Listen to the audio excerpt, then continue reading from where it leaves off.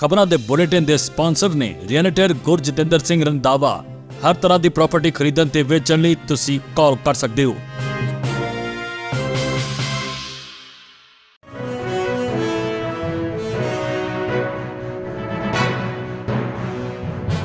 सत श्री अकाल जी, तुसीं देख रहे हो पंजाब मेल USA TV ते मैं सुरभि। खबरां दे इस बुलेटिन च बहुत-बहुत स्वागत। पेश आन देश विदेश नाल जुड़ियां होईयां कुछ खास ते चोणवीआं खबरां। अमेरिका ने रद्द कीते 75,000 असाइलम दे दावे। अमेरिका विच मुड़ वधेगी आईस दी कार्रवाई। वड्डे शहरां तो छोटे कस्बियां तक तैनात होणगे सैकड़े इमीग्रेशन अधिकारी। ट्रंप ट्रैवल बैन नूं अदालती झटका। ग्रीन कार्ड अर्जियां मुड़ शुरू करन दे हुकम। पेट्रोल दीयां कीमतां वधदियां दे विचकार ट्रंप दा वड्डा ऐलान। ट्रंप प्रशासन ने बाइडन युग दी पब्लिक लैंड सुरक्षा नीति कीती खत्म। डोनाल्ड ट्रंप दी दौलत विच वड्डा उछाल। क्रिप्टो डील्स ने बनाया ट्रंप नूं होर अमीर। हुण इन्हां खबरां दा विस्तार। इस दे नाल ही देश ते विदेश नाल जुड़ियां होईयां तमाम खबरां।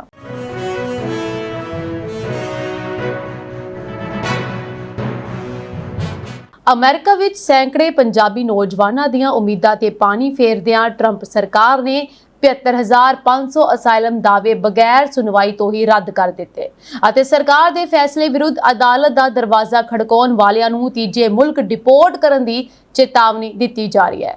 दूजे पासे इमीग्रेशन घुम्मन केरी विच फसे 12,300 प्रवासियां ने स्वै इच्छा दे नाल असाइलम क्लेम वापस लैंदियां अमेरिका छड्डण दा फैसला कर लिया। इमीग्रेशन माहरा दा यह कहना है कि अक्तूबर 2025 तक बगैर सुनवाई पनाह दा दावा रद्द होण दा कोई विरला टावा मामला ही सामने आउंदा सी, पर बोर्ड ऑफ इमीग्रेशन अपील्स वल्लों सुनाए एक फैसले ने सब कुछ बदल दिता। इमीग्रेशन अदालतां दे फैसलिਆਂ विरुद्ध अपील इकाई का काम करने वाले बोर्ड ने कहा है कि असाइलम दाविया दे जायज़ ਜਾਂ ਨਜਾਇਜ਼ ਹੋਣ ਬਾਰੇ ਫੈਸਲਾ ਕਰਨ ਤੋਂ ਪਹਿਲਾਂ ਸੰਬੰਧਿਤ ਬਿਨੇਕਾਰਾਂ ਨੂੰ ਤੀਜੇ ਮੁਲਕ ਡਿਪੋਰਟ ਕਰਨ ਦੀ ਸੰਭਾਵਨਾ ਤੇ ਵਿਚਾਰ ਕੀਤਾ ਜਾਵੇਗਾ।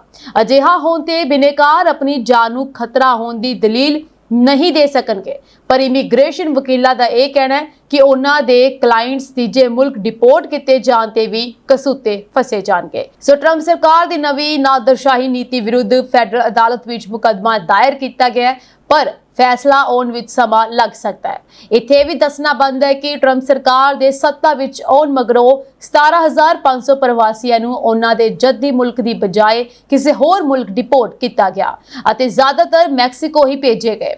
इमीग्रेशन माहरा ने दस्सिया कि विदेशी नागरिकां नूं अपने असाइलम दावे वापस लैण वास्ते मजबूर किया जा रहा है। मिसाल वजों एक प्रवासी नूं 10 महीने इमीग्रेशन हिरासत विच रखदियां घट्टो घट्ट 5 ਵੱਖੋ ਵੱਖਰੇ हिरासती केंद्र विच ले जाया गया, जिथे सारा दिन हथकड़ियां लगियां रहिंदियां। जज ने बॉन्ड की गुजारिश रद्द कर दी और उस वास्ते तसीहे चलने नामुमकिन हो गए। आखिरकार उसने असाइलम क्लेम ही वापस ले लिया और सेल्फ डिपोर्ट हो गया। यूटाह दे इमीग्रेशन वकील कार्लोस दा यह कहना सी कि फैडरल अदालत दे दखल तो बगैर इमीग्रेशन हिरासत विचों रिहा होना मुश्किल है और ट्रंप सरकार मानसिक दबाव राही लोकां नूं मुल्क छड्डण लई मजबूर कर रही है। उधर एक भारतीय बजुर्ग ट्रंप सरकार दे अड़िके आ गया, जिसकी US सिटीजनशिप रद्द करदियां डिपोर्ट किया जा रहा है। इलिनॉइस की दी कुक काउंटी नाल संबंधित 12 साल का देबाशीष घोष विजिटर वीजा ते 1991 विच अमेरिका पुजा और 2012 विच सिटीजन बन गया। फैडरल अधिकारियों के मुताबिक देबाशीष ने $25 लाख का फ्रॉड किया और सिटीजनशिप अर्जी विच झूठ बोलिया कि वह कदे किसी अपराधिक सरगर्मी में शामिल नहीं रहा। देबाशीष ने जानबूझ के असल तथ्यां ते पर्दा पाया और हुण इमीग्रेशन एंड नैशनैलिटी एक्ट तहत उसकी सिटीजनशिप रद्द की जा रही है। अमेरिका विच गैर कानूनी प्रवासियों के खिलाफ कार्रवाई होर तेज होने जा रही है। नवे फैडरल रिकॉर्डों के मुताबिक इमीग्रेशन एंड कस्टम इनफोर्समेंट के सैकड़े नवे अधिकारी और स्टाफ नूं देश भर विच तैनात करने की तैयारी की जा रही है। ये तैनातियां सिर्फ न्यूयॉर्क, ह्यूस्टन, मियामी और अटलांटा वर्गे वड्डे शहरों तक सीमित नहीं रहनगियां, सगों वर्मांट, मेन और दक्षिणी डकोटा के छोटे कस्बियां तक भी आइस की पहुंच वधाई जा रही है। रिपोर्टां के अनुसार आइस लगभग 330 अधिकारियों नूं 40 तो वध राज्यां अते प्योर्टो रिको विच तैनात करने की योजना बना रहा है। सब तो वध तैनाती टैक्सास विच होवेगी, जिथे करीब 49 अधिकारी भेजे जाणगे।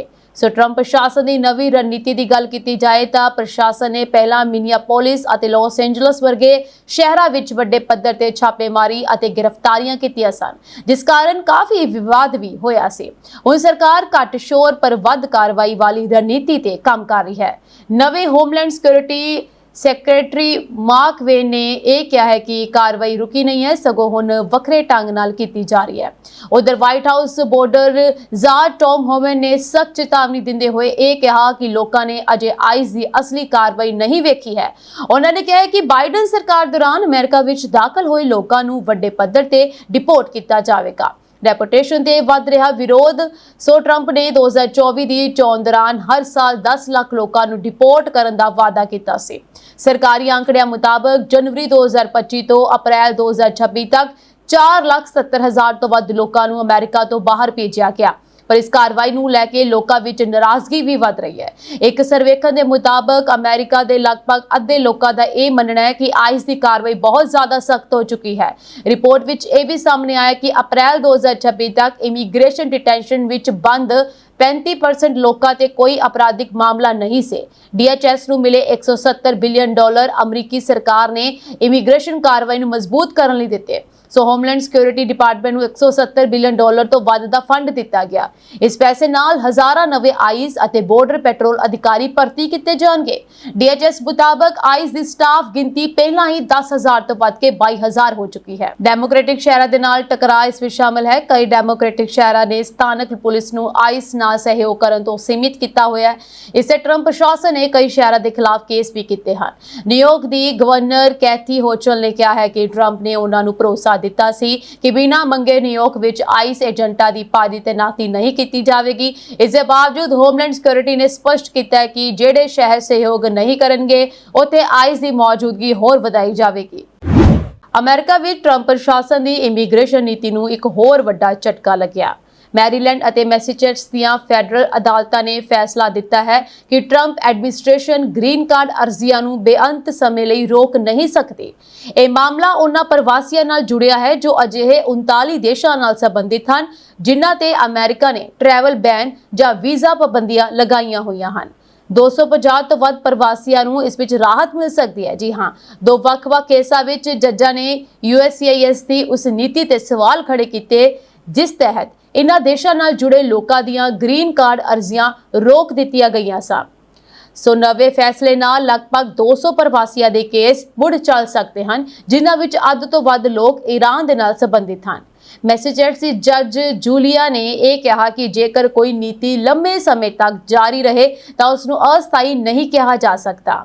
ਟਰੰਪ ਪ੍ਰਸ਼ਾਸਨ ਨੇ ਟਰੈਵਲ ਬੈਨ ਸੁਰੱਖਿਆ ਚਿੰਤਾਵਾਂ ਦਾ ਹਵਾਲਾ ਦੇ ਕੇ ਲਗਾਇਆ ਸੀ। ਇਹ ਪਾਬੰਦੀਆਂ ਮੁੱਖ ਤੌਰ ਤੇ ਨਵੇਂ ਲੋਕਾਂ ਦੇ ਅਮਰੀਕਾ ਵਿੱਚ ਦਾਖਲੇ ਨੂੰ ਰੋਕਣ ਲਈ ਬਣਾਈਆਂ ਗਈਆਂ ਸਨ, ਪਰ USCIS ਨੇ ਇਸ ਨੀਤੀ ਨੂੰ ਵਧਾ ਕੇ ਉਹਨਾਂ ਲੋਕਾਂ ਦੀਆਂ ਗ੍ਰੀਨ ਕਾਰਡ ਅਰਜ਼ੀਆਂ ਵੀ ਰੋਕ ਦਿੱਤੀਆਂ ਜੋ ਪਹਿਲਾਂ ਹੀ ਕਾਨੂੰਨੀ ਤੌਰ ਤੇ ਅਮਰੀਕਾ ਵਿੱਚ ਰਹਿ ਰਹੇ ਸਨ। ਇਸ ਕਾਰਨ ਕਈ ਪ੍ਰਵਾਸੀ ਅਨਿਸ਼ਚਿਤਤਾ ਵਿੱਚ ਫਸ ਗਏ। ਉਹਨਾਂ ਨੂੰ ਡਰ ਸੀ ਕਿ ਜੇ ਉਹ ਅਮਰੀਕਾ ਤੋਂ ਬਾਹਰ ਗਏ ਤਾਂ ਮੁੜ ਵਾਪਸ ਨਹੀਂ ਆ ਸਕਣਗੇ। ਪ੍ਰੋਜੈਕਟ ਪ੍ਰੈਸ ਅਨਪੋਸਟ ਨਾਮ ਦੀ ਮੁਹਿੰਮ ਦੇ ਮੁਤਾਬਕ USCIS ਨੇ 20 ਲੱਖ ਤੋਂ ਵੱਧ ਅਰਜ਼ੀਆਂ ਤੋਂ $1 ਬਿਲੀਅਨ ਤੋਂ ਜ਼ਿਆਦਾ ਫੀਸ ਇਕੱਠੀ ਕੀਤੀ, ਪਰ ਕੇਸਾਂ ਦੀ ਪ੍ਰਕਿਰਿਆ ਰੋਕ ਦਿੱਤੀ। ਮੁਹਿੰਮ ਦੇ ਨਾਲ ਜੁੜੇ ਇੱਕ ਬੁਲਾਰੇ ਨੇ ਕਿਹਾ ਹੈ ਕਿ ਬਹੁਤ ਸਾਰੇ ਲੋਕ 5 ਸਾਲ ਤੋਂ ਵੱਧ ਸਮੇਂ ਤੋਂ ਕਾਨੂੰਨੀ ਤੌਰ ਤੇ ਅਮਰੀਕਾ ਵਿੱਚ ਰਹਿ ਰਹੇ ਹਨ, ਟੈਕਸ ਭਰ ਰਹੇ ਹਨ ਅਤੇ ਅਮਰੀਕੀ ਅਰਥ ਵਿਵਸਥਾ ਵਿੱਚ ਯੋਗਦਾਨ ਵੀ ਪਾ ਰਹੇ ਹਨ। ਉਹਨਾਂ ਦਾ ਇਹ ਕਹਿਣਾ ਸੀ ਕਿ ਸਿਰਫ ਜਨਮ ਦੇਸ਼ ਦੇ ਆਧਾਰ ਤੇ ਲੋਕਾਂ ਨੂੰ ਅਣਮਿਆਦੀ ਰੋਕ ਵਿੱਚ ਰੱਖਣਾ ਗਲਤ ਹੈ। ਇਸ ਤੋਂ ਪਹਿਲਾਂ ਕੋਵਿਡ ਮਹਾਮਾਰੀ ਦੌਰਾਨ ਵੀ ਹਜ਼ਾਰਾਂ ਇਮੀਗ੍ਰੇਸ਼ਨ ਅਰਜ਼ੀਆਂ ਲੰਮੇ ਸਮੇਂ ਲਈ ਰੁਕ ਗਈਆਂ ਸਨ। ਉਸ ਵੇਲੇ ਵੀ ਕਈ ਮਾਮਲੇ ਅਦਾਲਤਾਂ ਵਿੱਚ ਗਏ ਅਤੇ ਸਰਕਾਰਾਂ ਨੂੰ ਕੇਸ ਮੁੜ ਚਲਾਉਣੇ ਪਏ ਸਨ। ਹੁਣ ਇਸ ਨਵੇਂ ਫੈਸਲੇ ਨਾਲ ਕਈ ਹੋਰ ਪ੍ਰਭਾਵਿਤ ਪ੍ਰਵਾਸੀਆਂ ਨੂੰ ਵੀ ਆਪਣੇ ਕੇਸ ਮੁੜ ਸੁਣਵਾਈ ਦੇ ਲਈ ਅਦਾਲਤ ਜਾਣ ਦਾ ਮੌਕਾ ਮਿਲ ਸਕਦਾ ਹੈ। ਅਮਰੀਕੀ ਰਾਸ਼ਟਰਪਤੀ ਡੋਨਾਲਡ ਟਰੰਪ ਨੇ ਵੱਧ ਰਹੀਆਂ ਪੈਟਰੋਲ ਦੀਆਂ ਕੀਮਤਾਂ ਨੂੰ ਦੇਖਦੇ ਹੋਏ ਫੈਡਰਲ ਗੈਸ ਟੈਕਸ ਨੂੰ ਕੁਝ ਸਮੇਂ ਲਈ ਸਸਪੈਂਡ ਕਰਨ ਦਾ ਸੰਕੇਤ ਦਿੱਤਾ ਹੈ। CBS ਨਿਊਜ਼ ਦੇ ਨਾਲ ਗੱਲਬਾਤ ਦੌਰਾਨ ਟਰੰਪ ਨੇ ਕਿਹਾ ਕਿ ਜਦੋਂ ਤੱਕ ਫਿਊਲ ਪ੍ਰਾਈਸਿਸ ਕਾਬੂ ਵਿੱਚ ਨਹੀਂ ਆਉਂਦੀਆਂ ਤਦ ਤੱਕ ਲੋਕਾਂ ਨੂੰ ਰਾਹਤ ਦੇਣ ਦੇ ਲਈ ਇਹ ਕਦਮ ਚੁੱਕਿਆ ਜਾ ਸਕਦਾ ਹੈ। ਈਰਾਨ ਵਾਰ ਤੋਂ ਬਾਅਦ ਅਮਰੀਕਾ ਵਿੱਚ ਪੈਟਰੋਲ ਦੀਆਂ ਕੀਮਤਾਂ ਵਿੱਚ 50% ਤੋਂ ਵੱਧ ਵਾਧਾ ਹੋ ਚੁੱਕਿਆ ਹੈ ਅਤੇ ਇੱਕ ਗੈਲਨ ਪੈਟਰੋਲ ਦੀ ਔਸਤ ਕੀਮਤ $4.52 ਤੱਕ ਪਹੁੰਚ ਗਈ ਹੈ। ਵਿਸ਼ੇਸ਼ ਗਿਆਨੀਆਂ ਦੇ ਮੁਤਾਬਕ ਈਰਾਨ ਵੱਲੋਂ ਸਟੇਟ ਆਫ ਹਾਰਮੁਜ਼ ਤੇ ਰੋਕ ਲਗਾਉਣ ਕਾਰਨ ਵਿਸ਼ਵ ਭਰ ਵਿੱਚ ਤੇਲ ਸਪਲਾਈ ਪ੍ਰਭਾਵਿਤ ਹੋ ਰਹੀ ਹੈ, ਜਿਸ ਨਾਲ ਕੀਮਤਾਂ ਹੋਰ ਵੱਧ ਸਕਦੀਆਂ ਹਨ। ਮੌਜੂਦਾ ਸਮੇਂ ਅਮਰੀਕਾ ਵਿੱਚ ਹਰ ਗੈਲਨ ਪੈਟਰੋਲ ਤੇ 18.4 ਸੈਂਟ ਫੈਡਰਲ ਗੈਸ ਟੈਕਸ ਲੱਗਦਾ ਹੈ, ਜਦਕਿ ਡੀਜ਼ਲ ਤੇ 24.4 ਸੈਂਟ ਟੈਕਸ ਲਿਆ ਜਾਂਦਾ ਹੈ। ਇਹ ਪੈਸਾ ਸੜਕਾਂ, ਹਾਈਵੇ ਅਤੇ ਹੋਰ ਟਰਾਂਸਪੋਰਟ ਪ੍ਰੋਜੈਕਟਾਂ ਲਈ ਵਰਤਿਆ ਜਾਂਦਾ ਹੈ। ਹਾਲਾਂਕਿ ਟਰੰਪ ਇਹ ਟੈਕਸ ਆਪਣੇ ਆਪ ਨਹੀਂ ਹਟਾ ਸਕਦੇ, ਕਿਉਂਕਿ ਇਸ ਲਈ ਕਾਂਗਰਸ ਦੀ ਮਨਜ਼ੂਰੀ ਲਾਜ਼ਮੀ ਹੈ। ਰਿਪਬਲਿਕਨ ਅਤੇ ਡੈਮੋਕ੍ਰੇਟ ਦੋਵਾਂ ਪਾਰਟੀਆਂ ਦੇ ਕੁਝ ਨੇਤਾ ਇਸ ਸੰਬੰਧੀ ਨਵੇਂ ਬਿੱਲ ਲਿਆਉਣ ਦੀ ਗੱਲ ਕਰ ਰਹੇ ਹਨ। ਇਸ ਦੇ ਨਾਲ ਹੀ ਜੈਟ ਫਿਊਲ ਦੀਆਂ ਵੱਧਦੀਆਂ ਕੀਮਤਾਂ ਕਾਰਨ 에ਅਰਲਾਈਨ ਇੰਡਸਟਰੀ ਤੇ ਵੀ ਵੱਡਾ ਦਬਾਅ ਬਣਿਆ ਹੋਇਆ ਹੈ ਅਤੇ ਹਵਾਈ ਟਿਕਟਾਂ ਮਹਿੰਗੀਆਂ ਹੋਣ ਦੀ ਸੰਭਾਵਨਾ ਜਤਾਈ ਜਾ ਰਹੀ ਹੈ। ਟਰੰਪ ਪ੍ਰਸ਼ਾਸਨ ਨੇ ਬਾਈਡਨ ਸਰਕਾਰ ਦੀ ਉਹ ਨੀਤੀ ਖਤਮ ਕਰ ਦਿੱਤੀ ਜਿਸ ਦਾ ਮਕਸਦ ਅਮਰੀਕਾ ਦੀਆਂ ਪਬਲਿਕ ਲੈਂਡਸ यानी कि सरकारी ਜ਼ਮੀਨਾਂ, ਜੰਗਲਾਂ ਅਤੇ ਕੁਦਰਤੀ ਇਲਾਕਿਆਂ ਦੀ ਸੁਰੱਖਿਆ ਕਰਨਾ ਸੀ। ਇਸ ਫੈਸਲੇ ਨੂੰ ਟਰੰਪ ਸਰਕਾਰ ਦੀ ਵਿਕਾਸ ਅਤੇ ਉਦਯੋਗ ਦੀ ਤਰਜੀਹ ਵਾਲੀ ਨੀਤੀ ਨਾਲ ਜੋੜ ਕੇ ਦੇਖਿਆ ਜਾ ਰਿਹਾ ਹੈ। ਬਾਈਡਨ ਐਡਮਿਨਿਸਟ੍ਰੇਸ਼ਨ ਨੇ ਆਪਣੇ ਕਾਰਜਕਾਲ ਦੌਰਾਨ ਵਾਤਾਵਰਣ ਦੀ ਰੱਖਿਆ ਲਈ ਕਈ ਇਲਾਕਿਆਂ ਵਿੱਚ ਮਾਈਨਿੰਗ, ਡ੍ਰਿਲਿੰਗ ਅਤੇ ਕਮਰਸ਼ੀਅਲ ਪ੍ਰੋਜੈਕਟਸ ਤੇ ਪਾਬੰਦੀਆਂ ਲਗਾਈਆਂ ਸਨ ਤਾਂ ਜੋ ਜੰਗਲਾਂ, ਵਾਈਲਡ ਲਾਈਫ ਅਤੇ ਕੁਦਰਤੀ ਸਰੋਤਾਂ ਨੂੰ ਬਚਾਇਆ ਜਾ ਸਕੇ। ਹੁਣ ਟਰੰਪ ਪ੍ਰਸ਼ਾਸਨ ਦਾ ਕਹਿਣਾ ਹੈ ਕਿ ਪੁਰਾਣੀਆਂ ਨੀਤੀਆਂ ਕਾਰਨ એનર્ਜੀ ਪ੍ਰੋਡਕਸ਼ਨ, ਖਣਿਜ ਉਦਯੋਗ ਅਤੇ ਇਨਫਰਾਸਟ੍ਰਕਚਰ ਪ੍ਰੋਜੈਕਟਸ ਪ੍ਰਭਾਵਿਤ ਹੋ ਰਹੇ ਸਨ। ਨਵੀਂ ਨੀਤੀ ਤਹਿਤ ਕਈ ਫੈਡਰਲ ਲੈਂਡਸ ਤੇ ਆਇਲ ਡ੍ਰਿਲਿੰਗ, ਮਾਈਨਿੰਗ ਅਤੇ ਡਿਵੈਲਪਮੈਂਟ ਪ੍ਰੋਜੈਕਟਸ ਨੂੰ ਮਨਜ਼ੂਰੀ ਦੇਣ ਦਾ ਰਸਤਾ ਖੁੱਲ ਸਕਦਾ ਹੈ। ਟਰੰਪ ਸਰਕਾਰ ਦਾ ਦਾਅਵਾ ਹੈ ਕਿ ਇਸ ਨਾਲ ਅਮਰੀਕੀ ਅਰਥਵਿਵਸਥਾ ਨੂੰ ਫਾਇਦਾ ਹੋਵੇਗਾ, ਨਵੀਆਂ ਜੌਬਸ ਪੈਦਾ ਹੋਣਗੀਆਂ ਅਤੇ એનર્ਜੀ ਇੰਡੀਪੈਂਡੈਂਸ ਮਜ਼ਬੂਤ ਹੋਵੇਗੀ। ਦੂਜੇ ਪਾਸੇ এনवायरमेंटल ਗਰੁੱਪਸ ਅਤੇ ਕਲਾਈਮੇਟ ਐਕਟੀਵਿਟੀਜ਼ ਨੇ ਇਸ ਫੈਸਲੇ ਦੀ ਤਿੱਖੀ ਆਲੋਚਨਾ ਕੀਤੀ ਹੈ। ਉਹਨਾਂ ਦਾ ਕਹਿਣਾ ਹੈ ਕਿ ਇਸ ਨਾਲ ਜੰਗਲਾਂ ਦੀ ਕਟਾਈ, ਵਾਈਲਡ ਲਾਈਫ ਨੂੰ ਨੁਕਸਾਨ ਅਤੇ ਕਲਾਈਮੇਟ ਚੇਂਜ ਦੇ ਖਤਰੇ ਹੋਰ ਵੱਧ ਸਕਦੇ ਹਨ। ਮਾਹਰਾਂ ਦੇ ਮੁਤਾਬਕ ਬਾਈਡਨ ਯੁੱਗ ਦੀਆਂ ਜੋ ਪਾਲਿਸੀਜ਼ ਨੇ ਪਬਲਿਕ ਲੈਂਡਸ ਨੂੰ ਸੁਰੱਖਿਅਤ ਖੇਤਰ ਬਣਾਉਣ ਵੱਲ ਇੱਕ ਵੱਡਾ ਕਦਮ ਸਨ, ਪਰ ਟਰੰਪ ਪ੍ਰਸ਼ਾਸਨ ਹੁਣ ਉਦਯੋਗ ਅਤੇ એનર્ਜੀ ਪ੍ਰੋਜੈਕਟਸ ਨੂੰ ਪਹਿਲ ਦੇ ਰਿਹਾ ਹੈ। ਇਸ ਮਾਮਲੇ ਤੇ ਆਉਣ ਵਾਲੇ ਸਮੇਂ ਵਿੱਚ ਕਾਨੂੰਨੀ ਅਤੇ ਰਾਜਨੀਤਿਕ ਟਕਰਾਅ ਹੋਰ ਵਧਣ ਦੀ ਸੰਭਾਵਨਾ ਜਤਾਈ ਜਾ ਰਹੀ ਹੈ। ਅਮਰੀਕੀ ਰਾਸ਼ਟਰਪਤੀ ਡੋਨਾਲਡ ਟਰੰਪ ਦੀ ਕੁੱਲ ਦੌਲਤ ਵਿੱਚ ਵੱਡਾ ਵਾਧਾ ਦਰਜ ਕੀਤਾ ਗਿਆ। ਫੋਰਬਸ ਦੀ ਤਾਜ਼ਾ ਵਰਲਡਸ ਬਿਲੀਅਨਰਸ ਲਿਸਟ ਮੁਤਾਬਕ ਟਰੰਪ ਦੀ ਨੈਟ ਵਰਥ ਹੁਣ 6.5 ਬਿਲੀਅਨ ਡਾਲਰ ਤੱਕ ਪਹੁੰਚ ਗਈ ਹੈ, ਜੋ ਪਿਛਲੇ ਸਾਲ ਦੇ ਨਾਲੋਂ ਕਰੀਬ 1.4 ਬਿਲੀਅਨ ਡਾਲਰ ਜ਼ਿਆਦਾ ਹੈ। ਇਸ ਵਾਧੇ ਨਾਲ ਟਰੰਪ ਹੁਣ ਦੁਨੀਆ ਦੇ 3,428 ਅਰਬਪਤੀਆਂ ਦੇ ਵਿੱਚ 645ਵੇਂ ਸਥਾਨ ਤੇ ਪਹੁੰਚ ਗਏ ਹਨ, ਜਦਕਿ 2025 ਵਿੱਚ ਉਹ 700 ਸਥਾਨ ਤੇ ਸੀ, ਯਾਨੀ ਕਿ 700 ਨੰਬਰ ਤੇ ਆਉਂਦੇ ਸੀ। ਫੋਰਬਸ ਮੁਤਾਬਕ ਟਰੰਪ ਦੀ ਦੌਲਤ ਵਿੱਚ ਸਭ ਤੋਂ ਵੱਡਾ ਯੋਗਦਾਨ ਉਹਨਾਂ ਦੇ ਕ੍ਰਿਪਟੋ ਬਿਜ਼ਨਸ ਤੋਂ ਆਇਆ ਹੈ। ਰਿਪੋਰਟ ਦੇ ਅਨੁਸਾਰ ਟਰੰਪ ਅਤੇ ਉਹਨਾਂ ਦੇ ਪਰਿਵਾਰ ਵੱਲੋਂ 2024 ਦੇ ਵਿੱਚ ਸ਼ੁਰੂ ਕੀਤੀ ਗਈ crypto company world Liberty financial ਨੇ ਟਰੰਪ ਲਈ ਭਾਰੀ ਕਮਾਈ ਕੀਤੀ। ਦੱਸਿਆ ਜਾ ਰਿਹਾ ਹੈ ਕਿ ਕ੍ਰਿਪਟੋ ਟੋਕਨਸ ਦੀ ਵਿਕਰੀ ਰਾਹੀਂ ਟਰੰਪ ਨੇ ਇੱਕ ਸਾਲ ਦੇ ਵਿੱਚ ਕਰੀਬ 550 ਮਿਲੀਅਨ ਡਾਲਰ ਕਮਾਏ ਹਨ। ਇਸ ਦੇ ਨਾਲ ਹੀ ਟਰੰਪ ਅਤੇ ਉਹਨਾਂ ਦੇ ਸਾਥੀਆਂ ਨੇ ਕੰਪਨੀ ਦੀ 49% ਹਿੱਸੇਦਾਰੀ UAE ਨਾਲ ਜੁੜੀ ਅਰਾਇਮ ਇਨਵੈਸਟਮੈਂਟ ਨਾਮਕ ਫਰਮ ਨੂੰ ਵੇਚੀ ਹੈ, ਜਿਸ ਕਾਰਨ ਟਰੰਪ ਨੂੰ ਹੋਰ ਕਰੀਬ 200 ਮਿਲੀਅਨ ਡਾਲਰ ਦਾ ਫਾਇਦਾ ਹੋਇਆ। ਇਹ ਫਰਮ UAE ਦੇ ਰਾਜ ਪਰਿਵਾਰ ਨਾਲ ਜੁੜੇ ਸ਼ੇਖ ਤਹਿਨੂਨ ਬਿਨ ਜ਼ੈਦ ਅਲ ਨਹਾਨ ਦੀ ਬੈਕਿੰਗ ਹੇਠ ਦੱਸੀ ਜਾ ਰਹੀ ਹੈ। ਇਸ ਤੋਂ ਇਲਾਵਾ ਵਰਲਡ ਲਿਬਰਟੀ ਫਾਈਨੈਂਸ਼ੀਅਲ ਵਿੱਚ ਟਰੰਪ ਦੀ ਬਚੀ ਹੋਈ 38% ਹਿੱਸੇਦਾਰੀ ਵੀ ਬਹੁਤ ਕੀਮਤੀ ਮੰਨੀ ਜਾ ਰਹੀ ਹੈ। ਕੰਪਨੀ ਵੱਲੋਂ USDI ਸਟੇਬਲ ਕੋਇਨ ਵੀ ਜਾਰੀ ਕੀਤਾ ਗਿਆ ਹੈ, ਜਿਸ ਦੀ ਕੀਮਤ ਫੋਰਬਸ ਨੇ ਕਰੀਬ 240 ਮਿਲੀਅਨ ਡਾਲਰ ਦੱਸੀ ਹੈ। ਉਧਰ ਫਾਈਨੈਂਸ਼ੀਅਲ ਟਾਈਮਜ਼ ਦੀ ਇੱਕ ਰਿਪੋਰਟ ਦੇ ਮੁਤਾਬਕ ਮਿਲੇਨੀਆ ਟਰੰਪ ਦੇ ਨਾਮ ਤੇ ਬਣੇ ਮੀਮ ਕੋਇਨ ਮਿਲੇਨੀਆ ਨੇ ਵੀ ਟਰੰਪ ਅਤੇ ਉਹਨਾਂ ਦੇ ਬਿਜ਼ਨਸ ਪਾਰਟਨਰਸ ਲਈ ਕਰੀਬ 427 ਮਿਲੀਅਨ ਡਾਲਰ ਦੀ ਸੇਲਸ ਅਤੇ ਟ੍ਰੇਡਿੰਗ ਫੀਸ ਜਨਰੇਟ ਕੀਤੀ ਹੈ। ਟਰੰਪ ਦੀ ਦੌਲਤ ਵਿੱਚ ਵਾਧੇ ਦਾ ਇੱਕ ਹੋਰ ਵੱਡਾ ਕਾਰਨ ਉਹ ਸਿਵਲ ਫਰਾਡ ਕੇਸ ਵੀ ਬਣਿਆ, ਜਿਸ ਵਿੱਚ ਅਪੀਲਸ ਕੋਰਟ ਨੇ ਨਿਊਯਾਰਕ ਕੇਸ ਨਾਲ ਜੁੜੀ ਪੈਨਲਟੀ ਨੂੰ ਰੱਦ ਕਰ ਦਿੱਤਾ। ਇਸ ਫੈਸਲੇ ਕਾਰਨ ਟਰੰਪ ਨੂੰ ਲਗਭਗ 517 ਮਿਲੀਅਨ ਡਾਲਰ ਦੀ ਲਿਬਰਟੀ ਤੋਂ ਰਾਹਤ ਮਿਲੀ ਹੈ। ਅਮਰੀਕਾ ਦੇ ਡੈਨਵਰ ਇੰਟਰਨੈਸ਼ਨਲ 에ਅਰਪੋਰਟ ਤੇ ਵਾਪਰੇ ਦਿਲ ਕੰਬਾਊ ਹਾਦਸੇ ਦੌਰਾਨ 224 ਮੁਸਾਫਰਾਂ ਦੀ ਜਾਨ ਮੁੱਠੀ ਵਿੱਚ ਆ ਗਈ, ਜਦੋਂ ਟੇਕ ਆਫ ਕਰ ਰਹੇ ਹਵਾਈ ਜਹਾਜ਼ ਦੇ ਇੰਜਨ ਦੇ ਵਿੱਚ ਬੰਦਾ ਫਸਣ ਮਗਰੋਂ ਰਨਵੇ ਤੇ ਚਿਥੜੇ ਖਿਲਰ ਗਏ ਅਤੇ ਜਹਾਜ਼ ਦੇ ਅੰਦਰ ਧੂਆਂ ਹੀ ਧੂਆਂ ਹੋਣ ਕਰਕੇ ਮੁਸਾਫਰਾਂ ਦੇ ਸਾਹ ਸੁੱਕਣ ਲੱਗੇ। ਜਹਾਜ਼ ਵਿੱਚ ਸਵਾਰ ਕੁੱਲ 231 ਜਾਣਿਆਂ ਨੂੰ ਹੰਗਾਮੀ ਹਾਲਤ ਵਿੱਚ ਬਾਹਰ ਕੱਢਿਆ ਗਿਆ। ਲਾਸ ਐਂਜਲਸ ਜਾ ਰਹੀ ਫਲਾਈਟ ਦੇ ਮੁਸਾਫਰਾਂ ਨੇ ਧਮਾਕੇ ਵਰਗੀ ਆਵਾਜ਼ ਸੁਣੀ ਅਤੇ ਤਸਵੀਰਾਂ ਸਾਂਝੀਆਂ ਕਰਦੇ ਦੱਸਿਆ ਕਿ ਕੈਬਿਨ ਅੰਦਰ ਸੰਘਣਾ ਧੂਆਂ ਡੂੰਘੀਆਂ ਚਿੰਤਾਵਾਂ ਪੈਦਾ ਕਰਨ ਲੱਗਾ। ਘਟਨਾ ਦੀਆਂ ਵੀਡੀਓ ਸੋਸ਼ਲ ਮੀਡੀਆ ਤੇ ਵਾਇਰਲ ਹੋ ਰਹੀਆਂ ਹਨ, ਜਿਨ੍ਹਾਂ ਵਿੱਚ ਮੁਸਾਫਰਾਂ ਦੀ ਘਬਰਾਹਟ ਸਾਫ਼ ਦੇਖੀ ਜਾ ਸਕਦੀ ਹੈ। ਜਹਾਜ਼ ਦੇ ਕੈਬਿਨ ਵਿੱਚ ਸੱਜੇ ਪਾਸੇ ਬੈਠੇ ਇੱਕ ਮੁਸਾਫਰ ਨੇ ਦੱਸਿਆ ਕਿ ਰਫ਼ਤਾਰ ਤੇਜ਼ ਹੋ ਚੁੱਕੀ ਸੀ, ਪਰ ਅਚਨਚੇਤ ਝਟਕਾ ਮਹਿਸੂਸ ਹੋਇਆ ਅਤੇ ਜਦੋਂ ਉਸ ਨੇ ਬਾਹਰ ਵੱਲ ਦੇਖਿਆ ਤਾਂ ਇੰਜਨ ਵਿੱਚੋਂ ਅੱਗ ਦੀਆਂ ਲਾਟਾਂ ਨਿਕਲ ਰਹੀਆਂ ਸਨ। ਦੂਜੇ ਪਾਸੇ ਡੈਨਵਰ ਇੰਟਰਨੈਸ਼ਨਲ 에ਅਰਪੋਰਟ ਅੰਦਰ ਨਾਜਾਇਜ਼ ਤਰੀਕੇ ਨਾਲ ਦਾਖਲ ਹੋ ਰਹੇ ਇੱਕ ਸ਼ਖਸ ਦੀ ਵੀਡੀਓ ਵੀ ਸਾਹਮਣੇ ਆਈ ਹੈ, ਜੋ ਰਨਵੇ ਵੱਲ ਵਧਿਆ ਅਤੇ ਫਰੰਟੀਅਰ 에ਅਰਲਾਈਨਸ ਦੇ ਜਹਾਜ਼ ਦੇ ਇੰਜਨ ਦੇ ਵਿੱਚ ਉਲਝ ਗਿਆ। ਇੱਕ ਹੋਰ ਮੁਸਾਫਰ ਜੌਨ ਐਥਨਸ ਨੇ ਕਿਹਾ ਕਿ ਇੰਜਨ ਵਿੱਚ ਅੱਗ ਦੇਖ ਕੇ ਇੱਕ ਵਾਰ ਲੱਗਿਆ ਕਿ ਅੱਜ ਨਹੀਂ ਬਚਦੇ। ਦੂਜੇ ਪਾਸੇ ਜਹਾਜ਼ ਅੰਦਰ ਕਈ ਮਹਿਲਾ ਮੁਸਾਫਰਾਂ ਨੂੰ ਅੱਗ ਨਜ਼ਰ ਆਈ, ਪਰ ਕੈਬਿਨ ਅੰਦਰ ਧੂਆਂ ਦੇਖ ਕੇ ਚੀਕਾਂ ਮਾਰਨ ਲੱਗੀਆਂ। ਇੱਕ ਮੁਸਾਫਰ ਨੇ ਜਹਾਜ਼ ਦਾ ਇੰਜਨ ਬੰਦ ਹੋਣ ਮਗਰੋਂ ਉਸ ਉੱਤੇ ਮਨੁੱਖੀ ਲੱਤਾਂ ਲਟਕਦੀਆਂ ਹੋਣ ਦਾ ਜ਼ਿਕਰ ਕੀਤਾ। ਨਿਊਯਾਰਕ ਪੋਸਟ ਦੀ ਰਿਪੋਰਟ ਦੇ ਮੁਤਾਬਕ ਮੁਸਾਫਰਾਂ ਨੂੰ ਹੰਗਾਮੀ ਹਾਲਤ ਵਿੱਚ ਬਾਹਰ ਕੱਢਣ ਦੀ ਪ੍ਰਕਿਰਿਆ ਦੌਰਾਨ ਘੱਟੋ-ਘੱਟ 12 ਜਣੇ ਮਾਮੂਲੀ ਤੌਰ ਤੇ ਜ਼ਖਮੀ ਹੋਏ ਅਤੇ 5 ਮੁਸਾਫਰਾਂ ਨੂੰ ਹਸਪਤਾਲ ਦਾਖਲ ਕਰਵਾਇਆ ਗਿਆ। ਕੈਨੇਡਾ ਦੇ ਸਰੀ ਵਿਖੇ ਕੁਝ ਘੰਟਿਆਂ ਦੇ ਵਕਫੇ ਤੇ ਗੋਲੀਬਾਰੀ ਦੀਆਂ 2 ਵਾਰਦਾਤਾਂ ਸਾਹਮਣੇ ਆਈਆਂ ਅਤੇ ਘੱਟੋ-ਘੱਟ 2 ਜਣਿਆਂ ਨੂੰ ਗੰਭੀਰ ਜ਼ਖਮੀ ਹਾਲਤ ਵਿੱਚ ਹਸਪਤਾਲ ਦਾਖਲ ਕਰਵਾਇਆ ਗਿਆ। ਪਹਿਲੀ ਵਾਰਦਾਤ ਐਤਵਾਰ ਵੱਡੇ ਤੜਕੇ 152 ਸਟਰੀਟ ਅਤੇ 72 ਐਵੇਨਿਊ ਇਲਾਕੇ ਵਿੱਚ ਵਾਪਰੀ, ਜਦਕਿ ਦੂਸਰੀ ਵਾਰਦਾਤ 133 ਸਟਰੀਟ ਅਤੇ 70B ਐਵੇਨਿਊ ਵਿਖੇ ਸਾਹਮਣੇ ਆਈ। ਸਰੀ ਪੁਲਿਸ ਦੇ ਮੇਜਰ ਕ੍ਰਾਈਮ ਸੈਕਸ਼ਨ ਵੱਲੋਂ ਵਾਰਦਾਤਾਂ ਦੀ ਪੜਤਾਲ ਕੀਤੀ ਜਾ ਰਹੀ ਹੈ ਅਤੇ 152 ਸਟਰੀਟ ਵਾਲੀ ਵਾਰਦਾਤ ਦੇ ਮੱਦੇਨਜ਼ਰ ਇੰਟਰਸੈਕਸ਼ਨ ਨੂੰ ਕਈ ਘੰਟੇ ਬੰਦ ਰੱਖਿਆ ਗਿਆ। ਫਿਲਹਾਲ ਗੋਲੀਬਾਰੀ ਦੇ ਮਕਸਦ ਬਾਰੇ ਸਪਸ਼ਟ ਜਾਣਕਾਰੀ ਸਾਹਮਣੇ ਨਹੀਂ ਆ ਸਕੀ, ਪਰ ਪਹਿਲੀ ਵਾਰਦਾਤ ਜਬਰੀ ਵਸੂਲੀ ਦੇ ਮਾਮਲਿਆਂ ਨਾਲ ਸੰਬੰਧਿਤ ਨਹੀਂ ਮੰਨੀ ਜਾ ਰਹੀ। ਉਧਰ 133 ਸਟਰੀਟ ਅਤੇ 70B ਐਵੇਨਿਊ ਮਾਮਲੇ ਵਿੱਚ ਇੱਕ ਸੜਦੀ ਹੋਈ ਗੱਡੀ ਵੀ ਮਿਲੀ, ਜਿਸ ਦੇ ਮਾਲਕ ਦੀ ਸ਼ਨਾਖਤ ਕਰਨ ਦੇ ਯਤਨ ਕੀਤੇ ਜਾ ਰਹੇ ਹਨ। ਪੁਲਿਸ ਨੇ ਲੋਕਾਂ ਨੂੰ ਅਪੀਲ ਕੀਤੀ ਹੈ ਕਿ ਜੇ ਕਿਸੇ ਕੋਲ ਵਾਰਦਾਤਾਂ ਬਾਰੇ ਕੋਈ ਵੀ ਜਾਣਕਾਰੀ ਹੋਵੇ ਤਾਂ ਉਹ ਸੰਪਰਕ ਕਰ ਸਕਦੇ ਹਨ। ਅਮਰੀਕਾ ਵਿੱਚ ਹੰਟਾ ਵਾਇਰਸ ਦਾ ਪਹਿਲਾ ਮਰੀਜ਼ ਸਾਹਮਣੇ ਆ ਗਿਆ ਹੈ, ਜੋ ਕਰੂਜ਼ ਸ਼ਿਪ ਤੋਂ ਵਿਸ਼ੇਸ਼ ਹਵਾਈ ਜਹਾਜ਼ ਰਾਹੀਂ ਲਿਆਂਦੇ 17 ਜਣਿਆਂ ਵਿੱਚੋਂ ਇੱਕ ਹੈ ਅਤੇ ਫਿਲਹਾਲ ਉਸ ਦੇ ਸਰੀਰ ਵਿੱਚ ਬਹੁਤ ਗੰਭੀਰ ਲੱਛਣ ਨਜ਼ਰ ਨਹੀਂ ਆ ਰਹੇ। Department of health and human services ਨੇ ਐਤਵਾਰ ਰਾਤ ਕਿਹਾ ਕਿ ਇੱਕ ਹੋਰ ਮੁਸਾਫਰ ਦੇ ਸਰੀਰ ਵਿੱਚ ਹੰਟਾ ਵਾਇਰਸ ਵਰਗੇ ਲੱਛਣ ਨਜ਼ਰ ਆ ਰਹੇ ਹਨ, ਪਰ ਫਿਲਹਾਲ ਤਸਦੀਕ ਕਰਨੀ ਮੁਸ਼ਕਿਲ ਹੈ। MV ਹੋਂਡੀਅਸ ਤੋਂ ਲਿਆਂਦੇ ਅਮਰੀਕਨਸ ਨੂੰ ਸਭ ਤੋਂ ਪਹਿਲਾਂ ਯੂਨੀਵਰਸਿਟੀ ਆਫ ਨੈਬਰਾਸਕਾ ਦੇ ਕੁਆਰੰਟਾਈਨ ਸੈਂਟਰ ਲੈ ਜਾਇਆ ਗਿਆ ਅਤੇ ਸਭਨਾਂ ਦੀ ਸਿਹਤ ਦਾ ਡੂੰਘਾਈ ਦੇ ਨਾਲ ਮੁਲਾਂਕਣ ਕੀਤਾ ਜਾ ਰਿਹਾ ਹੈ। ਉਧਰ ਵਿਸ਼ਵ ਸਿਹਤ ਸੰਗਠਨ ਨੇ ਦੱਸਿਆ ਕਿ ਅਰਜਨਟੀਨਾ ਤੋਂ ਰਵਾਨਾ ਕਰੂਜ਼ ਸ਼ਿਪ ਤੇ ਹੰਟਾ ਵਾਇਰਸ ਫੈਲਣ ਮਗਰੋਂ 8 ਅਜਿਹੇ ਮਰੀਜ਼ ਸਾਹਮਣੇ ਆ ਚੁੱਕੇ ਹਨ ਜੋ ਕਦੇ ਸਮੁੰਦਰੀ ਜਹਾਜ਼ 'ਤੇ ਸਵਾਰ ਹੀ ਨਹੀਂ ਹੋਏ। ਹੁਣ ਤੱਕ ਨੀਦਰਲੈਂਡਸ ਦੇ ਇੱਕ ਜੋੜੇ ਅਤੇ ਇੱਕ ਜਰਮਨ ਨਾਗਰਿਕ ਦੀ ਹੰਟਾ ਵਾਇਰਸ ਨਾਲ ਮੌਤ ਹੋ ਚੁੱਕੀ ਹੈ। ਇਸੇ ਦੌਰਾਨ ਕੈਨੇਡਾ ਦੇ BC ਵਿਖੇ 4 ਜਣਿਆਂ ਨੂੰ ਆਈਸੋਲੇਟ ਕੀਤਾ ਗਿਆ ਹੈ, ਜੋ MV ਹੋਂਡੀਅਸ ਦੇ ਸਵਾਰ ਸਨ। ਬ੍ਰਿਟਿਸ਼ ਕੋਲੰਬੀਆ ਦੀ ਮੁੱਖ ਸਿਹਤ ਅਫਸਰ ਡਾਕਟਰ ਬੋਨੀ ਹੈਨਰੀ ਨੇ ਦੱਸਿਆ ਕਿ ਮੁਸਾਫਰਾਂ ਨੂੰ ਘੱਟੋ-ਘੱਟ 21 ਦਿਨ ਕੁਆਰੰਟਾਈਨ ਰੱਖਿਆ ਜਾਵੇਗਾ ਅਤੇ ਜੇ ਇਸ ਦੌਰਾਨ ਕੋਈ ਖਾਸ ਲੱਛਣ ਨਜ਼ਰ ਆਉਂਦਾ ਹੈ ਤਾਂ ਹਾਲਾਤ ਮੁਤਾਬਕ ਕਦਮ ਉਠਾਏ ਜਾਣਗੇ।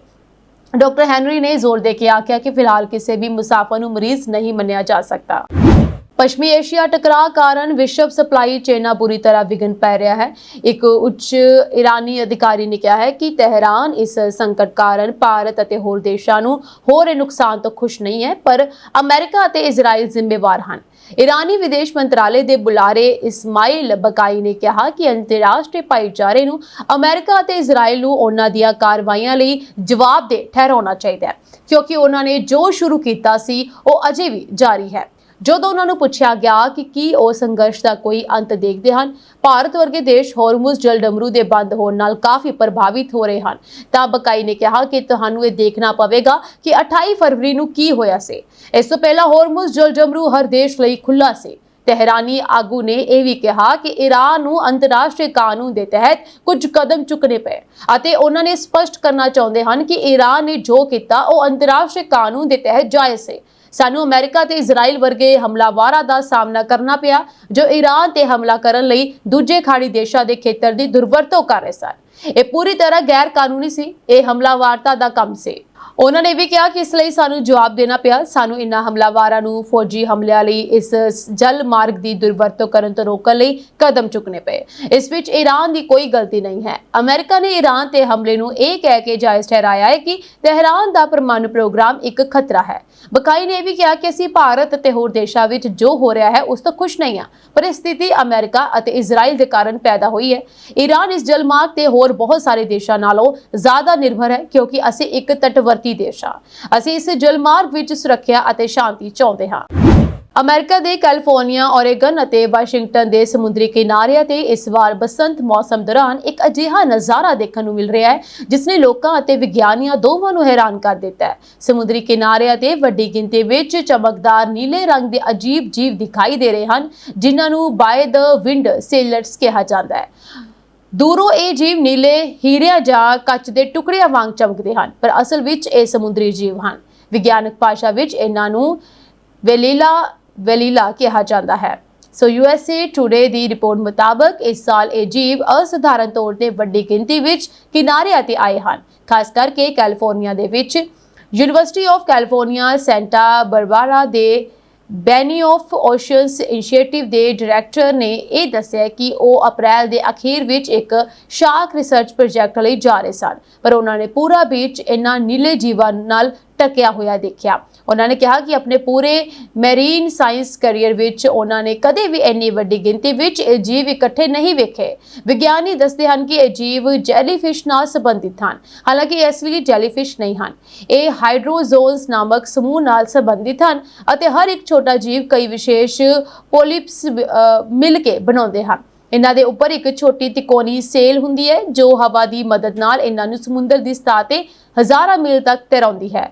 ਜਦੋਂ ਸਪ੍ਰਿੰਗ ਸੀਜ਼ਨ ਦੌਰਾਨ ਸਮੁੰਦਰੀ ਹਵਾ ਦੀ ਦਿਸ਼ਾ ਬਦਲਦੀ ਹੈ ਤਾਂ ਇਹ ਜੀਵ ਕਿਨਾਰਿਆਂ ਵੱਲ ਧੱਕੇ ਜਾਂਦੇ ਹਨ। ਵਿਗਿਆਨੀਆਂ ਲਈ ਸਭ ਤੋਂ ਵੱਡੀ ਗੱਲ ਇਹ ਹੈ ਕਿ ਇਹਨਾਂ ਜੀਵਾਂ ਬਾਰੇ ਅਜੇ ਵੀ ਕਾਫੀ ਰਾਜ਼ ਹਨ। ਸੋ ਮੌਂਟਰੇਰੀ ਬੇ ਐਕੁਆਰੀਅਮ ਰਿਸਰਚ ਇੰਸਟੀਚਿਊਟ ਦੇ ਵਿਗਿਆਨੀ ਨੇ ਇਹ ਕਿਹਾ ਹੈ ਕਿ ਖੋਜਕਰਤਾ ਅਜੇ ਵੀ ਇਹ ਪੂਰੀ ਤਰ੍ਹਾਂ ਨਹੀਂ ਸਮਝ ਸਕੇ ਕਿ ਵੱਡੀਆਂ ਫਲੋਟਿੰਗ ਕਲੋਨੀਜ਼ ਕਦੋਂ ਅਤੇ ਕਿੱਥੇ ਬਣਦੀਆਂ ਹਨ। ਕੁਝ ਅਧਿਐਨ ਵਿੱਚ ਇਹ ਵੀ ਸਾਹਮਣੇ ਆਇਆ ਹੈ ਕਿ ਅਨਯੂਜ਼ੂਅਲੀ ਵਾਰਮ ਵਿੰਟਰਸ ਅਤੇ ਮੈਰੀਨ ਹੀਟ ਵੇਵਸ ਤੋਂ ਬਾਅਦ ਇਹ ਜੀਵ ਵੱਡੀ ਗਿਣਤੀ ਵਿੱਚ ਨਜ਼ਰ ਆ ਸਕਦੇ ਹਨ। ਕੈਲੀਫੋਰਨੀਆ ਵਿੱਚ ਇਸ ਸਾਲ ਦਰਜ ਕੀਤੀ ਗਈ ਰਿਕਾਰਡ ਬ੍ਰੇਕਿੰਗ ਗਰਮੀ ਤੋਂ ਬਾਅਦ ਹੁਣ ਇਸ ਫਿਨੋਮੀਨਾ ਤੇ ਹੋਰ ਧਿਆਨ ਦਿੱਤਾ ਜਾ ਰਿਹਾ ਹੈ। ਇਹ ਘਟਨਾ ਲੋਕਾਂ ਲਈ ਸਿਰਫ ਇੱਕ ਖੂਬਸੂਰਤ ਕੁਦਰਤੀ ਦ੍ਰਿਸ਼ ਨਹੀਂ, ਸਗੋਂ ਵਿਗਿਆਨ ਲਈ ਵੀ ਮਹੱਤਵਪੂਰਨ ਮੌਕਾ ਮੰਨੀ ਜਾ ਰਹੀ ਹੈ। ਹਜ਼ਾਰਾਂ ਭਾਰਤੀ ਵਿਦਿਆਰਥੀਆਂ ਹਰ ਸਾਲ ਕੈਨੇਡਾ ਦੇ ਵਿੱਚ ਬਿਹਤਰ ਭਵਿੱਖ ਅਤੇ ਚੰਗੀ ਨੌਕਰੀ ਦਾ ਸੁਪਨਾ ਲੈ ਕੇ ਜਾਂਦੇ ਹਨ। ਹਾਲ ਹੀ ਵਿੱਚ ontario ਦੇ ਇੱਕ ਵੱਡੇ ਕਾਲਜ ਨੂੰ ਲੈ ਕੇ ਅਜਿਹੇ ਖੁਲਾਸੇ ਹੋਏ ਹਨ ਜਿਨ੍ਹਾਂ ਨੇ ਪੂਰੇ ਅੰਤਰਰਾਸ਼ਟਰੀ ਸਿੱਖਿਆ ਸਿਸਟਮ ਤੇ ਸਵਾਲ ਖੜੇ ਕਰ ਦਿੱਤੇ ਹਨ। ontario ਵਿੱਚ ਸਥਿਤ ਕੋਨਸਟੋਗਾ ਕਾਲਜ ਤੇ ਸਰਕਾਰੀ ਐਡਿਟ ਵਿੱਚ ਸਾਹਮਣੇ ਆਇਆ ਕਿ ਕਾਲਜ ਨੇ ਵਿਦੇਸ਼ੀ ਵਿਦਿਆਰਥੀਆਂ ਖਾਸ ਕਰਕੇ ਅੰਤਰਰਾਸ਼ਟਰੀ ਦਾਖਲਿਆਂ ਜ਼ਰੀਏ ਕੁਝ ਹੀ ਸਾਲਾਂ ਵਿੱਚ ਰਿਕਾਰਡ ਕਮਾਈ ਕੀਤੀ ਹੈ, ਜਿਸ ਮਗਰੋਂ ਸਰਕਾਰ ਨੇ ਕਾਲਜ ਨੂੰ ਪ੍ਰਬੰਧਕੀ ਕਬਜ਼ੇ ਵਿੱਚ ਲੈ ਲਿਆ ਹੈ।